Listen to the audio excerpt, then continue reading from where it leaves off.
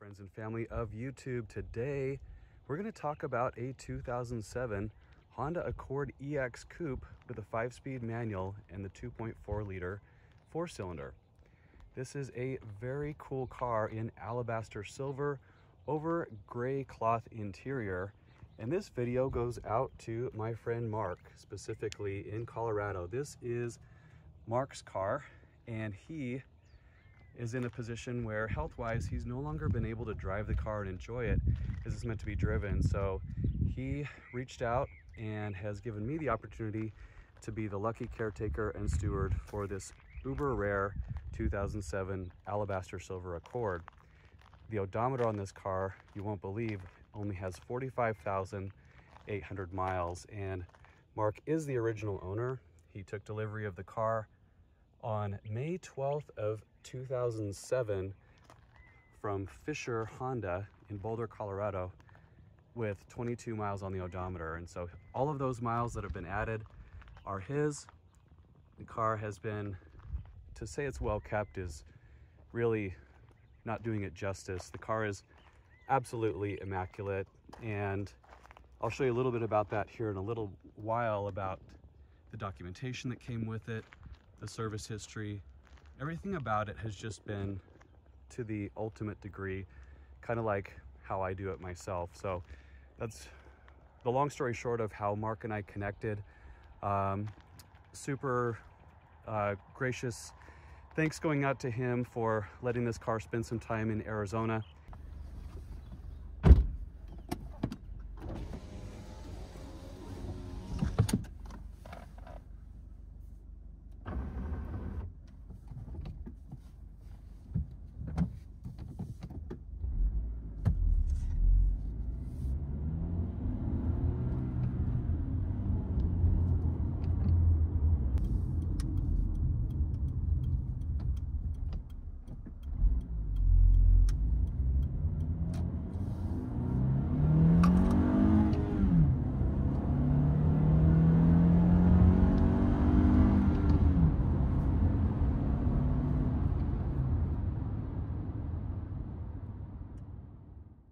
So with that, let's discuss the 7th generation Honda Accord Coupe. This car had a body style that ran from 2003 to 2007. Today's featured car comes from the final year of that generation, and by that time it had already gone through a mid-cycle refresh. There were some changes made in 2006 to the exterior, the interior, and the equipment to keep it kind of relevant before that 8th gen was set to debut in 2008. So this car, as I mentioned earlier, is alabaster silver metallic. It has the quartz cloth interior, and it's kind of a unique configuration because of its drivetrain specifically. There were, during this generation of a Honda Accord, there were 2 different engines available. The first one was this K24 inline 4 with iVTEC, very similar to what my 2013 ILX has. The other available engine was a 3-liter J30 V6. And so in terms of powertrain output, this one puts out 166 horsepower. The V6 put out 244. It was a pretty big difference, but to be honest with you, having driven this car for a few days, it honestly doesn't lack anything for power. Now, the other important thing to mention is the available transmissions. So if you got the 4-cylinder inline 4 power plant, you were optioned with the 5-speed manual or a 5-speed automatic. If you got the V6, you could also get the 5-speed automatic, but that car was available with a 6-speed manual. And so you'll hear in the enthusiast community, a lot of times people refer to that as the Accord 6.6 because it's the V6 6-speed. Let's talk trim levels too, because Honda was very brilliant about packaging, although they kept it very simple. So in this era, there were really just 2 basic trim levels. There was the LX and the EX. With the EX becoming available with an optional leather interior, which you'll hear referred to as an EXL. So this car is just a plain EX, has the cloth interior. I was reading the spec sheet the other day just to kind of learn about the differences between LX and EX. It was some pretty subtle things that definitely make a difference, though, to someone who's going to keep a car super long term. One of them was the power operated moonroof. One of them was 4-wheel disc brakes. certain things like that. I think dual zone climate control was perhaps only available on the EXL. There were some weird nuances like that. But to be honest with you, for the price point that this car came in at, which I'll show you the window sticker here momentarily, it was a really good bang for the buck in its time. Now, of course, one of the things to clarify is I am talking specifically about the Accord Coupe. I'm aware that the Accord sedan, over its lifetime, had a number of alternate powertrain opportunities, including hybrids. And so one thing that I found was kind of interesting is that Honda distinctly advertised this car as a standalone away from the sedan. For example, even their brochure is just for the Accord Coupe. And one of my favorite lines appears on the second or third page. It says, with the Accord Coupe, every side is the driver's side. So you can kind of start to sense the imaging there. They were really trying to convey the sense that the Accord Coupe was directed towards someone who didn't necessarily just want a commuter. They wanted something that was enjoyable to be in every day. And having driven this car now for several days, I can totally see that. You all know how much of a fan I am of Honda stick shift gearboxes, and this 5-speed is absolutely one of the smoothest I've ever driven. 45,800 miles on it, and it honestly, I didn't drive this car or one of these cars when they were new, but I have to imagine this is about as close as you could get. I'm just going to walk you a little bit around the car itself. And first and foremost, I did want to show you that window sticker. This is a laminated copy of it.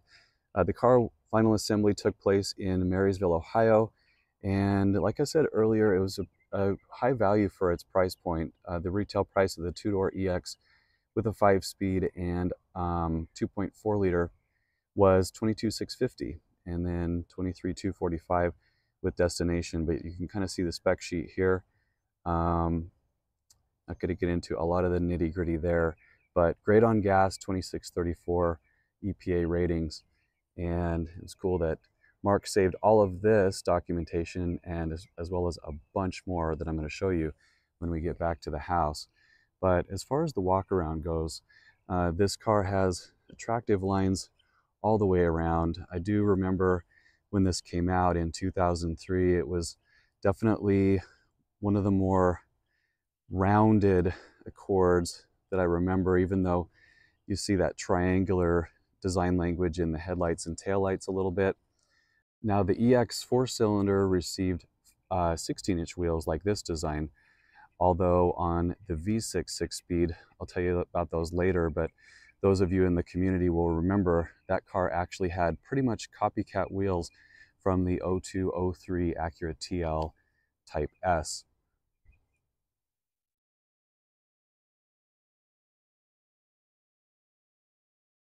I want to talk just a little bit about this car's specific equipment because it is more than meets the eye in terms of its subtle upgrades. When Mark bought this thing new, he did option it with the splash guards front and rear. He also has the trunk mat in it. He has a full OEM nose mask. And then also some little upgrades on the interior. It has the leather shift knob. He has an auto-dimming compass mirror with an outside temperature sensor kit installed. The car came with a service manual. It came with one thing that you'll notice here, he added the chrome wheel center caps. And by the way, these wheels are absolutely perfect. There's not a single one that has any curb rash or gouges on it. And best of all was the maintenance history that came with the car. This is one of the most fastidiously kept Hondas I've ever encountered. He did Mobil 1 synthetic oil changes on a regular basis. Even though the car has low miles, it was also changed for time-based intervals as well. Some of the interior lighting has been upgraded to LED, and the front brake rotors are drilled and slotted. He said that there were occasions when he had some brake fade through the canyons and mountainsides of Colorado, so that was a nice upgrade. But otherwise, this car is exactly as it left the Marysville assembly plant. Let's see what date this car came off the line.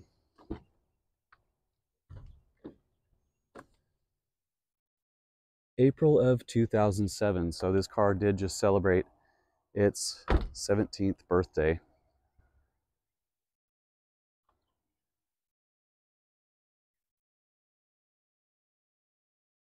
I was kind of relieved when I pulled the front license plate bracket off that there weren't any scratches on the bumper behind it.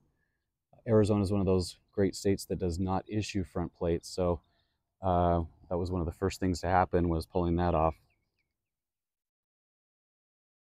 Moving to the interior, it's a very characteristically ergonomically friendly Honda cockpit here. Mark has added plastic over the original carpeted floor mats. Easy to use controls and dials, and as we know and love, no touch screens to be found. This is all analog, very manual, very intuitive as well. It's one of those cars that I think it was kind of just one of Honda's best attributes, is it felt like they were all so similar in their layout that you could get in and drive it in a matter of minutes without any kind of learning curve whatsoever.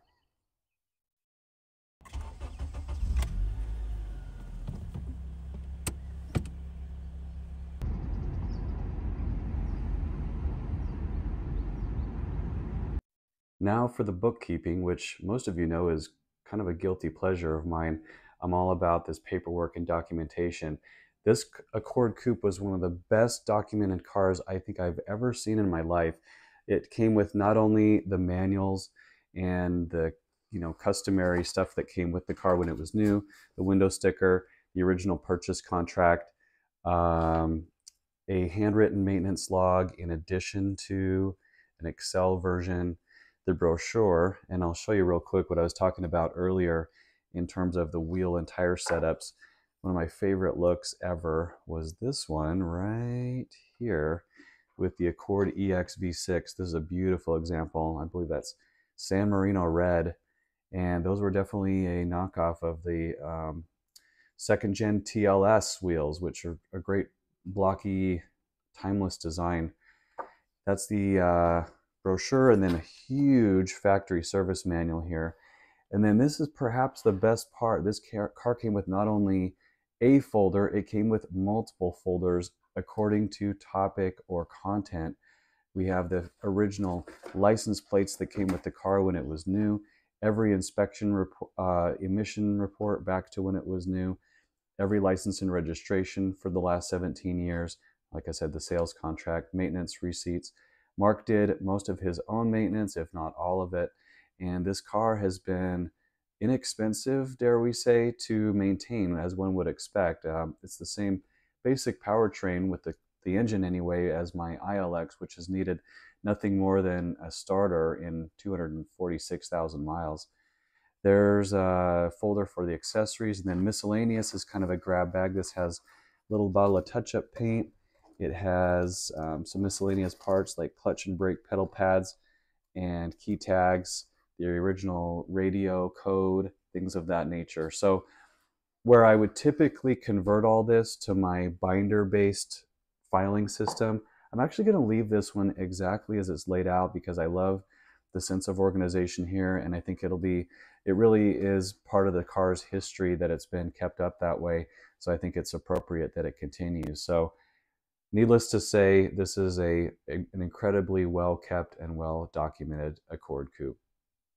Picking up a 2007 Honda Accord EX 5-speed coupe in Alabaster silver. This thing, believe it or not, was in Denver or Arvada, Colorado just yesterday, like barely over 24 hours ago. So speed and efficiency is the name of the game with this transport agency.